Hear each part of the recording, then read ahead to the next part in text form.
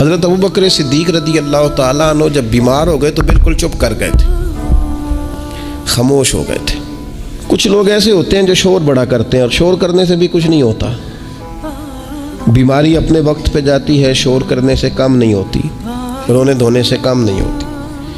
आप जब शदीद अलील थे, बीमार थे, तो पूरी तौर पर खामोश हो गए थे, कम से कम बात करते थे, ज़रूरत के मुताबिक बात करते थे। इमाम अबू नुऐम ने भी लिखा है और मुसन्नफ़ इब्न अबी शैबा में भी ये रवायत मौजूद है कि एक बड़ी तादाद ना उनके दोस्तों की हज़रत सिद्दीक़ अकबर के पास आई। ये बड़ी लतीफ़ बात है, ज़रा गौर करना।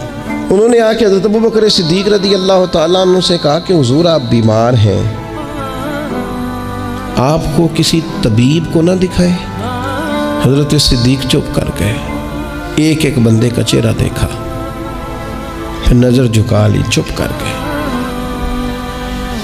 उन्होंने कहा हुजूर आपको किसी तबीब को ना दिखाएं? तो हल्के जुमलों में, थोड़े लहजे में, पस्त आवाज़ में आंखें उठाई, फिर झुका के फरमाने लगे तबीब ने मुझे देख लिया है।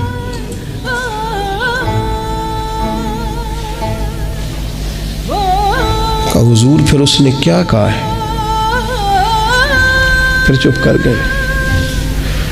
थोड़ी देर खामोशी के बाद कहने लगे उसने कहा है फ़अालुल लिमा युरीद, उसने कहा है मैं जो चाहता हूँ वो करता हूँ। फ़अालुल लिमा युरीद, उसने कहा है जो मेरा इरादा बन जाए वो मैं करता हूँ। अगर उसका इरादा बन गया है तो फिर ठीक है। आए सदा सजना वल्लों असी नाल खुशी टुर चले, अज साडा मिलाप जे होना ते साडी किस्मत बल्ले बल्ले। तबीब ने देख लिया है और उसने कहा है मैं जो चाहता हूँ सो करता हूँ।